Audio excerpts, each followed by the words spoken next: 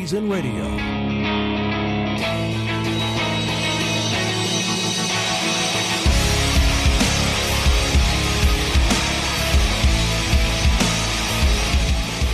Yes, I am back. Finally back behind the microphone. This is another edition of Beyond Reason Radio. I'm your host, Michael Yaffee, the voice of reason in a world that is beyond reason. And I thank you all for joining me once again here on News Radio 102.5 WFLA. It's been a few weeks. It seems like it's been forever. Poor Tom Benson, I know you've missed me. Oh, yeah. Who are you again, sir? Right. So, yes, we're back, and there's a lot of different things that we have to talk about today, including, of course, Trump. Mm-hmm. You know, he's still in the news. He's still out there in the news. He won't go away. Yeah, I don't think he's going to go away anytime soon. No, I don't think so. So we are on till 9 p.m. tonight. You know, Tom Benson. By the way, we have Mr. Tom Benson, who is here while producing. How are you, Tom? I'm fine. Thank you very much. I was just thinking of all the things that have happened, because I think it's been like 3 weeks since we've done the show. I just started thinking before the show, all of the different things that have happened since the last time I did the show. It would be impossible to chronicle it all. Well, let's try to go over some of it, shall we? I mean, so we have... Rudy Giuliani is now Trump's mayor, or mayor. He's Trump's lawyer, close lawyer. Yes, and he seems to be putting his foot in his mouth a few times, but he's on a learning curve. He says this is all part of his strategy. This is actually helping Trump. He's doing exactly what he wanted. So he did this interview with Hannity, said that Trump paid back Cohen for the payment for Stormy Daniels, and that made a whole big hubbub now of, oh, does that mean it's an illegal campaign contribution? Does that mean Trump knew about it, even though he said he didn't know about it? So there's that happened. The other thing that happened is the Starbucks thing. We talked about that some even 3 weeks ago, but that continues on. They're going to have a day off soon. The other thing that happened is Kanye West. Yes. He says something positive about black conservative Candace Owens, and now he loves Trump, and the world almost ended over that of Kanye West praising Trump. So that happened. Is the world still spinning in the same direction? I don't know. Oh. I don't know. So I'm trying to think of what else might have happened out there that we've missed. Well, I was just thinking about your Rudy comment there that it's all part of a strategy. Yes. So this reminds me of the time when 5th grade, I came home with an F on my report card, and I said to my mother, "It's all part of a strategy, Mom. Don't worry about it." Is that what you did, huh? Go to your room. That's smart. Yeah, I'll give you strategy. So, okay, speaking of the Rudy Giuliani thing, this isn't going to be the main topic, because of course we have to talk about the North Korean prisoners from North Korea, United States citizens, back in the U.S. Trump greeting them on the tarmac about 3 o'clock in the morning. Big news. The reaction to it is also amazing. Of course, we have to talk about Trump pulling out of the Iran deal. That made a lot of news as well. And Israel and Iran are like fighting now, even though Israel basically just crushed them and said, yeah, mess with us, and this is what happens. That's right. So that's going on. But I do want to comment a little bit on some things that I missed since I have been on the air. The first thing is the Rudy Giuliani. There's a whole bunch of discussion about what is that really all about? What is he doing? Is he just lost his fastball? A lot of people are saying he's just old and senile and lost his fastball. There's some people saying this is all part of a grand strategy. I think both are wrong. I think we tend to think too deeply into these things. Things are moving so fast, and then we react to them, and we want to put some deeper meaning into them. I bet this is exactly what happened. Rudy was probably going through different details of the case. Noticed that, he'd been paying Cohen all this time, so he's paying back Cohen. That gets rid of the whole it being a campaign contribution. So there's all these other things that are dealing with Trump that people are saying are problems. So Rudy his strategy was, okay, I'm just going to get rid of this. This is no longer a problem because of this. So, Trump paid him back, so that's not really an issue anymore. Because the Russia collusion thing, I think they want to focus on Russia collusion because there was no collusion.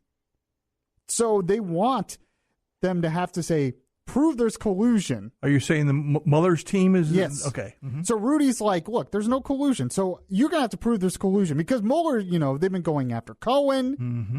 They've been going after campaign contributions. They've been going after obstruction of justice.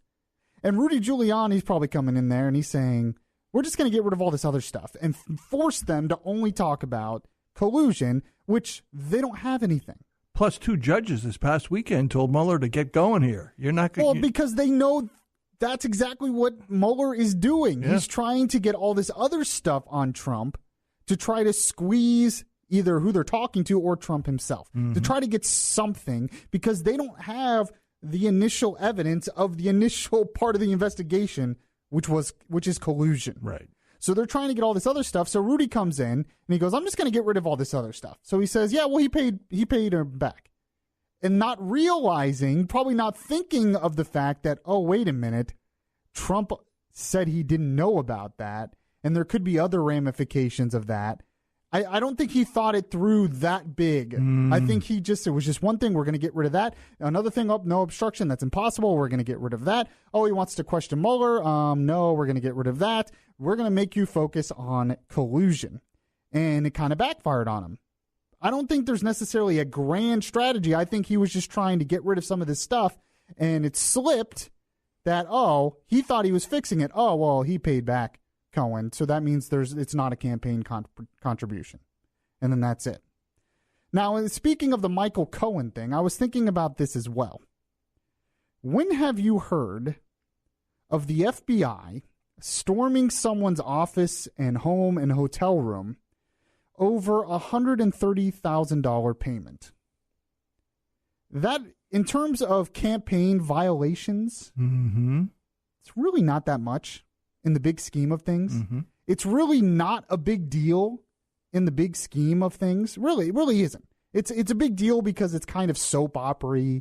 He had an affair and paid her off and stuff like that. It's tawdry. It's tawdry, yes. But in the big scheme of things, violations, these campaign-type violations happen a lot. It happened under Obama. What did they do with Obama and his campaign? They just charged him a fine and called it a day. You're charged a fine. But for this, they pass it on to the FBI and they raid the guy's office. Do you honestly believe that would have happened if there wasn't a connection to Trump? All of that controversy that we heard about for a week over what they say is a campaign violation, contribution violation of $130,000. That's it. Which maybe in most cases would just result in some kind of fine. But of course now it's, he could be arrested. We have to raid his offices. Sean Hannity's connected to this somehow. And I'm thinking this is all because it's connected to Trump. So I think there is more to them raiding his office, and that I don't think that would have happened if there wasn't a connection to Trump. Yeah. They try to make it seem like it was separate from the Mueller investigation. There's more stuff in the files we have to check. Yeah. They said it was separate from the Mueller investigation. I don't think so. I think all of that is related. So moving on, that's like getting rid of the stuff from when I was absent and all that stuff. We have to go on to what happened what's happened the past couple of days. You have the whole thing with him pulling out of the Iran deal, and you have the prisoners being released from North Korea. And once again, it's the reaction to these things that fascinates me more than the actual thing. Even though the actual event is pretty amazing. It's historic that these prisoners were able to come home. Although... in good shape. Yeah. Although... when I was looking up past audio of Trump on the campaign trail, he guaranteed that they would come home before he took office. He was saying that on the campaign trail. So that didn't quite happen, but they did come home. So that is a good thing. But actually, go ahead. Let's go ahead and play one cut of Trump on the tarmac with the freed prisoners. Let's go ahead and play that real quick. We very much appreciate that he allowed them to go before the meeting. It was sort of understood that we'd be able to get these three terrific people during the meeting and bring them home after the meeting. And he was nice in letting them go before the meeting. I mean, frankly, we didn't think this was going to happen, and it did. So you could say we're a little bit of... It was a very important thing to all of us to be able to get these three great people out. And I must tell you, I want to pay my warmest respects to the parents of Otto Warmbier, who is a great young man who really suffered. So, okay, so Trump says that he's glad that the North Koreans let them go. So Chuck Todd, Mark Murray, and Carrie Dan wrote for NBC News on their website. This is how they reacted to that. They said that the overnight return of the U.S. prisoners from North Korea highlights the best and worst of Trump. What was the worst of Trump? The worst of Trump was Trump giving praise to North Korean dictator for releasing the prisoners and treating them well. They thought he was being a little too nice now to the North Korean dictator, and that's the worst of Trump. Okay. These are the same people that are upset that Trump was basically being too mean to Iran. Right. And too mean at times to North Korea. Well, before, yes, Yeah. of course. He was crazy. He was way too mean before. He was insane. He's going to start nuclear war, all that stuff. He's a warmonger. But seriously, this week, these same people can't believe that he pulled out of the Iran deal. How could he do it? It was working. The Iranians are not developing nuclear weapons. How could he do it? What is he trying to do? Start a war? So he's being mean to Iran, and that's a bad thing. When this whole Iran deal came up, do you think Chuck Todd was like, this highlights the best and worst of Obama? Yeah, sure. Do you think that happened? I don't think so. It is amazing. It's always amazing on the show. It's beyond reason, I guess. The hypocrisy on everything these days. I want you, and it's on both sides. So I started thinking about this because the reaction's funny when it comes to Trump. What happens? What do you think happens? I'm going to ask a question to anyone out there. What happens if Trump makes a deal with North Korea that is almost word for word as the Iran deal that Obama made with Iran, the nuke deal? What happens if Trump does that? If he makes a deal with North Korea and that deal pretty much is word for word the Iran, I don't think he's going to, but I'm just throwing that out there. Just imagine if he does did. Yeah. What do you think the reaction of that would be? All the people that hated the Iran deal would love the North Korean deal because it's Trump. We have to support Trump. And take a big crate full of money over, too. Right. And all the people that loved the Iran deal would hate it because it's Trump. And I'm telling you that's what would happen. I just thought about that today. This is what we do now. So what was the best of Trump that Chuck Todd mentioned? Well, getting the North Koreans back and everything. I mean, that's understandable. They have to give him some credit for this. You can tell they kind of cringe, that they don't want to, but they have to. Because Trump was a big part. When the South Korean president himself says Trump deserves a lot of the credit, you can't ignore that. You just can't ignore it. The fact is, Trump is a big reason why this is happening because, one, he scared the North Koreans, but two, he's also willing to talk to them. And he got China to back him up. He got China. Trump is unpredictable.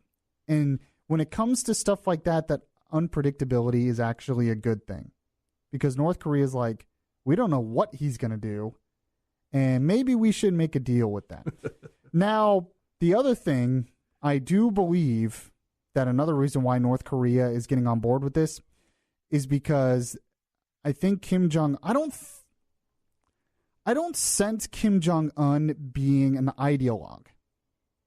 You know, when you're dealing with the Iranians and the Ayatollahs and the mullahs in Iran and all that, they're ideologues. They're religious fanatics. They believe in what they're doing. They believe in the religion that backs up their dictatorship. They believe Israel is evil and all that stuff.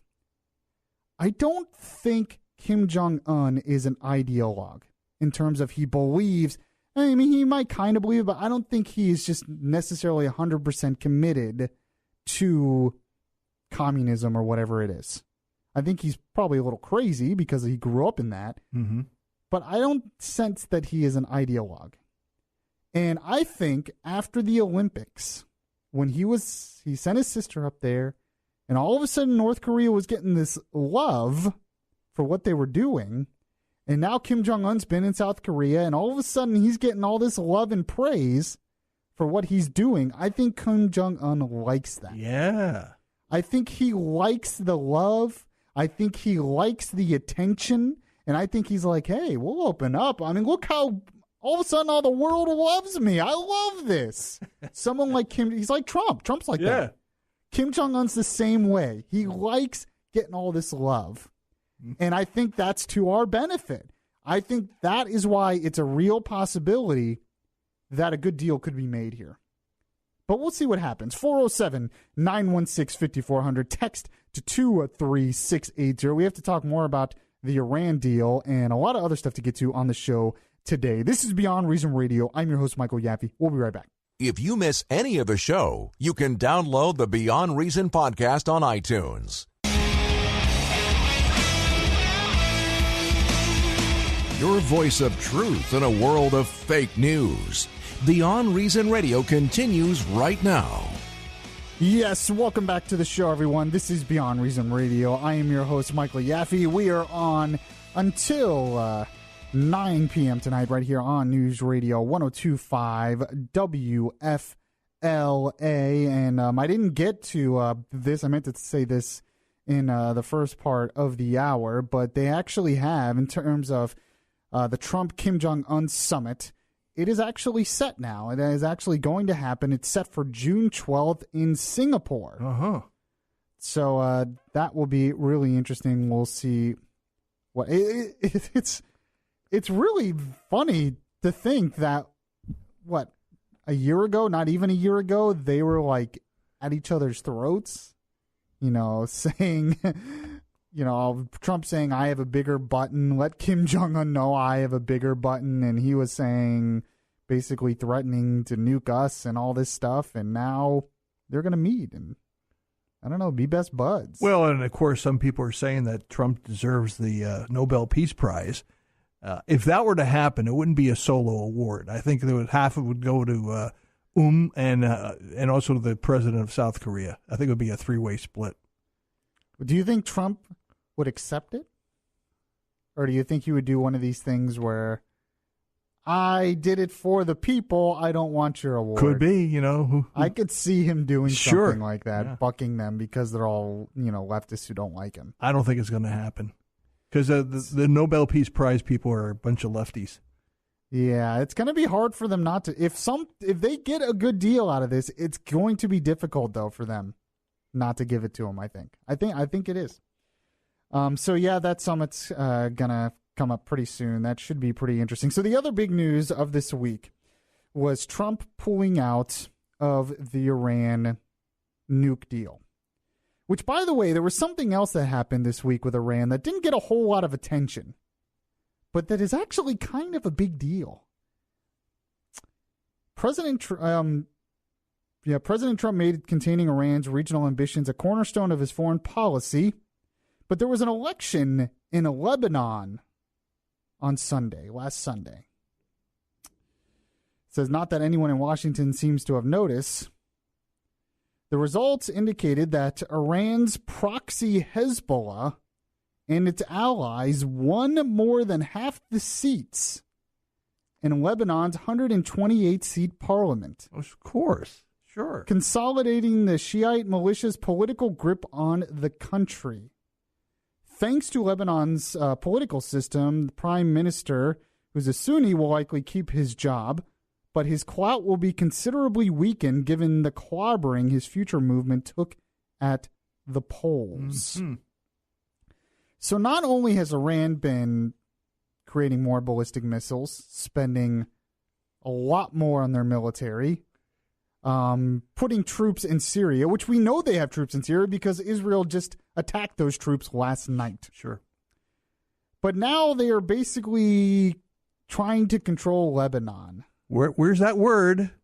Colluding with Hezbollah. So now, Lebanon, Syria, all these countries are, of course, right next to Israel. This whole idea that the nuke deal was working, it might have worked in one thing, to pause temporarily and limit somewhat their capability of having a nuclear weapon right now. That's all the nuke deal maybe was doing, but who knows what they're doing in secret. If the Israelis find more intelligence, who knows? People say it's impossible that they are. Oh, we'll see. If Iran is in Syria and they're colluding with the Hezbollah, they're surrounding Israel. Exactly. The Obamas thought that we can make Iran our ally, basically in the region. That if we do something like this, they'll become our ally. Maybe they'll moderate. Maybe they'll open up their economy, and we can kind of be friends with them. That's how Obama's diplomacy worked. Mm-hmm. They did the opposite. They armed up even more, and they are basically trying to take over the region. And this is just another thing. Very interesting. Did you even know that happened? That they basically won elections in Lebanon? No. Nobody's talking about that. That's a huge deal to me. Iran, we can't trust them. I totally support what Trump did pulling out of that deal. And a lot of other people did as well. In fact, I want to play the voice of reason of the day on this. I just happened to catch this. This guy was on MSNBC. His name is Noah Rothman. He writes for Commentary Magazine. He's been a political commentator out there for a while. I don't know a whole lot about him, but I happened to hear this exchange, and this might be one of the best explanations of why it was good to pull out of the Iran deal that I've heard. So I wanted to play it here. Here is Noah Rothman on MSNBC. Does this draw us further into this region? Yes, and I would say that was explicitly the design of Barack Obama's approach to this deal, which was to facilitate our withdrawal from the region, that Iran was going to fill up this vacuum. And in the process, that it would change certain behaviors, that it would induce cooperation with the West, that it would induce cooperation on the battle with ISIS. Those were some really substantial concessions to Iran, and they were unreciprocated. Iranian behavior has not changed. Iranian behavior has become more destabilizing, more aggressive in Iraq, Lebanon, Syria in particular, and Yemen. The commitments that were made by Barack Obama are only as valid insofar as Barack Obama is president. Without Congress, these are not stable arrangements. The reason why this was done now, to your point, is that they were coming up on a sanctions deadline. This was telegraphed 90 days ago. It should not surprise anyone that this had occurred. And frankly, critics of this move, I think, are arguing against a straw man. I have to say, the notion that Iran was in compliance with this deal isn't at issue. It is the fact that Iran can comply with this deal because the terms are lenient enough for it to be able to. Critics of this arrangement have said that the deal itself was not stringent enough, did not attack the means by which Iran could evade sanctions, or rather evade inspections, as Israel demonstrated with its capacity to shield this information of its past nuclear program in a civilian shelter, and that it did not have access to military sites. That is the case. That is written into the JCPOA, and that is why it was a fatally flawed arrangement. I love their reaction. They didn't know how to respond to him. Mm-hmm. I really don't have to say anything else. He basically covered it all, and he was exactly right. I mean, that was a great cut by him. His voice, he basically says, I love what he said, near the middle of that. He says, everyone's saying, well, it's working because they're complying with the nuclear deal. And he says that's basically a straw man because the whole reason they're complying with the deal is because the deal wasn't very strong. So it wasn't really that difficult for them to comply with the deal. That's why the deal was bad, because it has allowed Iran to get billions of dollars, to gain major influence in the region, to rearm a lot of their military, including testing ballistic missiles. And we gave them the billions of dollars. Yeah, without real consequences. All it's done is limit them from being able to build a nuke right now. So what they're going to do is they're going to build up the rest of their military. They're going to build up their influence in the region. They're going to surround Israel. And then when the deadline's up, hey, maybe they'll go back to being nice guys. Being nice guys. Yeah. I mean, this is the question I have for anyone out there. Why did Iran agree to this deal? Why? Does anyone really ask that? Why did Iran agree to this deal? Is it because they want peace? They want world peace? Is that why Iran agreed to this deal? Is it because they want to join the 21st century and they want to be a modern economy and they want to join the rest of the world with peace and capitalism and freedom? Is that why they agreed to this deal? Is it because they really don't like the proliferation of nuclear weapons and they agree maybe it's not a good idea to have a nuke arms race in that region of the world? Is that why they agreed to this deal? Did they agree to it because, it was just too tough? No. They agreed to it because it was a bribe. Because they got a ton of money with it. And they're like, hey, well, we're not going to build nukes, but we'll just build up the rest of our military for it. They won't pay attention to what we're doing over here if they think they're getting what they want over in the other area. Yeah, it was just a bribe. They're not doing it because they love peace and freedom and cooperation. If you believe that, you're naive. All we have to do is see their actions now. They're doing it because they got a ton of money from it. And they're not using that money for good things. So maybe we should stop giving them that money. By the way, I saw Ted Cruz on Fox and Friends this morning, and he made a really good point. Mm-hmm. He said the main reason why a lot of the European countries liked the nuke deal is because they're making a lot of money off of it, because they want to sell stuff to Iran. Yeah. And so they wanted to make a ton of money off of it. And there you go. So now you have Iran and Syria and Lebanon gaining up on Israel. But the good news is Israel can defend itself. And the interesting thing is now you have Egypt, Jordan, and Saudi Arabia and the United Arab Emirates siding with Israel. So at least there was some good thing that came out of it. Because they have to be against Iran. Very interesting stuff. 407-916-5400. Text to 23680. This is Beyond Reason Radio. I'm your host, Michael Yaffee. We'll be right back. Listen to the latest episodes of Beyond Reason. Download the podcast at Spreaker.com.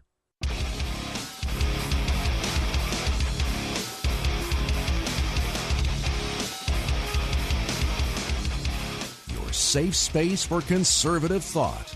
Not for political correctness. Yaffee is back right now.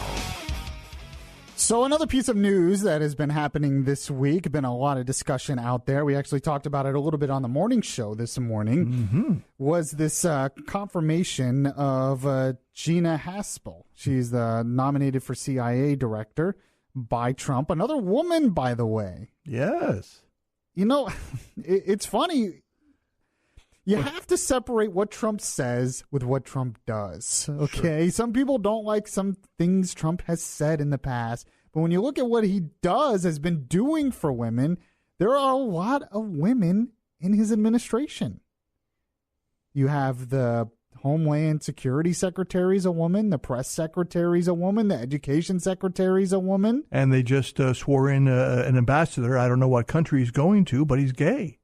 Yeah, that's true as well. So, yeah, this whole idea that he's against women, it's just silly. There's other examples I just can't think of at the top of my head. But Gina Haspel has been getting a lot of criticism because she was basically one of the people in charge of the advanced interrogation after 9/11. Mm-hmm. You know, waterboarding. Yes. And I thought politically, I thought Trump was really smart with how he framed it in a tweet. He basically said in a tweet that the Democrats are against her because she was tough on terrorists. Yes, I've seen that. whatever you think of waterboarding and torture or what Trump, that's not the point. That was a smart tweet politically, because you know the average American is out there and thinking, oh, that's true. That's pretty much it. Oh, she was tough on terrorists. I'm supposed to hate her now. So, but what's really interesting is this is another example in the news of hypocrisy.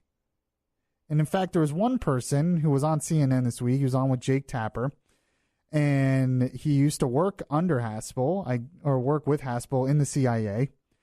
And his name's Phil Mudd. He goes on CNN all the time as one of their national security experts and all that.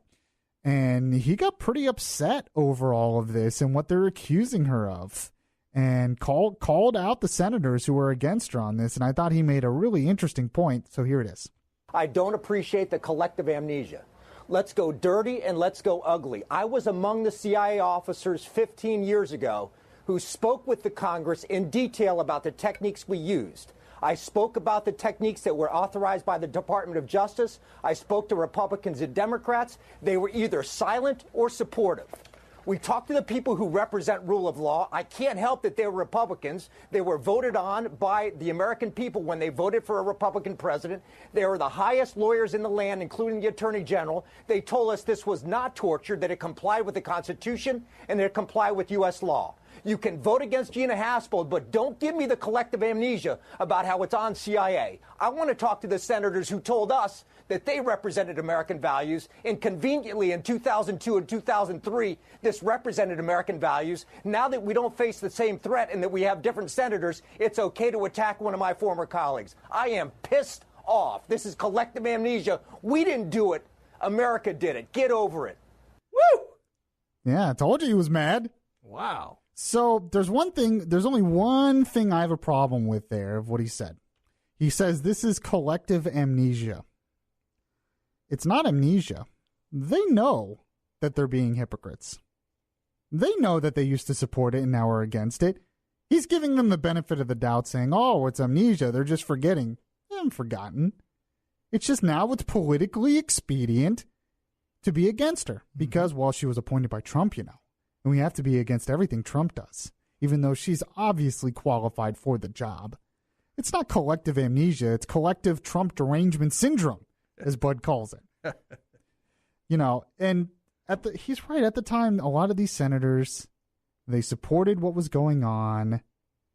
This is one of those things, I think, if you had to waterboard the average American and ask them, most Americans were okay with it. They're posturing for the midterm elections. Yeah, I mean, that's all this is. They don't care if we waterboard terrorists. Does anyone really care if we waterboard terrorists? I mean, it's kind of amazing you think about it. It's kind of a great thing about this country and a dumb thing about this country.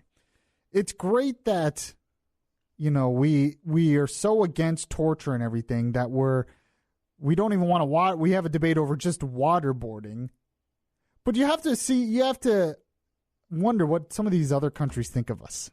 And they're like, these Americans are having a debate over pouring water over a terrorist's face about whether that's torture while we're over here cutting off limbs and hanging people and cutting out getting rid of their fingernails or whatever. And they're talking about, you know, pouring some water on his face. It's kind of an amazing thing. So, but I think if you asked most Americans in their hearts, a lot of them wouldn't admit it. I guess you'd have to waterboard them to get the truth.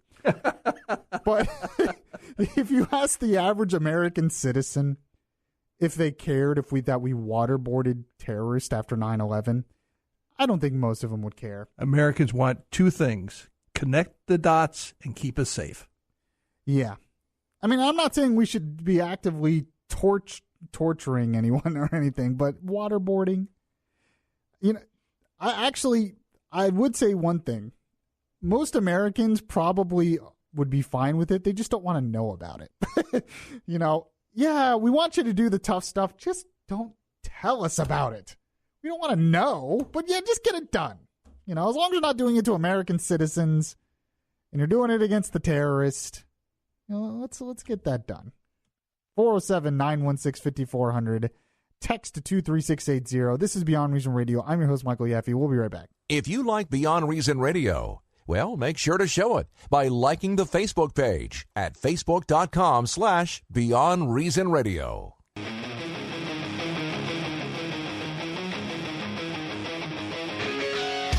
The place where we talk faith, culture, and politics. Beyond Reason Radio continues. So, gosh, there's so much other stuff I could get to. I don't know, like, which thing I should get to next. I'm just not sure. Okay, I think I'll get to this story because it was something I saw today. I found it really interesting. It's been kind of a theme on this show. Not sure I have a definitive answer on how I feel about it, so I'll just share it. Mm-hmm.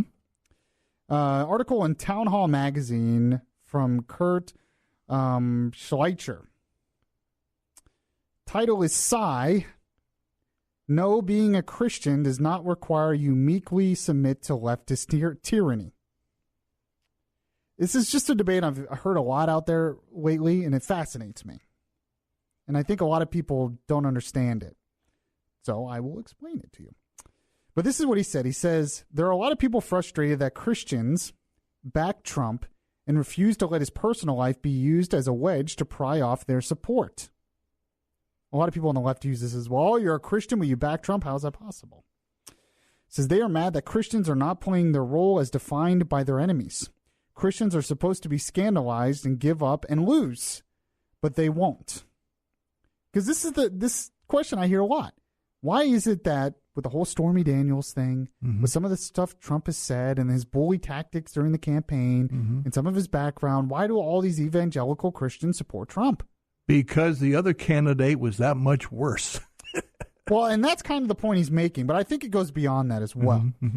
He says this. He says, now let's understand this basic concept. Jesus was not some sort of whiny wimp who refused to confront the establishment and took comfort in his own righteousness while leaving others to do the heavy lifting. Jesus made people angry because that's what happens when you defy bad people.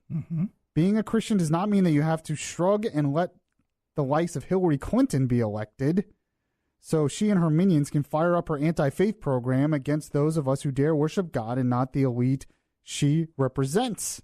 Maybe you didn't notice, but they do not accept the concept that we have any legitimate interests or rights. They hate us. And if we are weak and stupid enough to allow them to take power, they will act on their bigotry and prejudices. Baking cakes is only the start. So he makes this point that Jesus made people angry too. I understand what he's saying.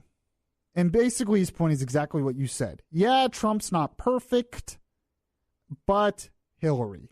It's all but Hillary. Plus, we're not voting for a pastor. Left. We're voting for somebody who's going to do keep us safe.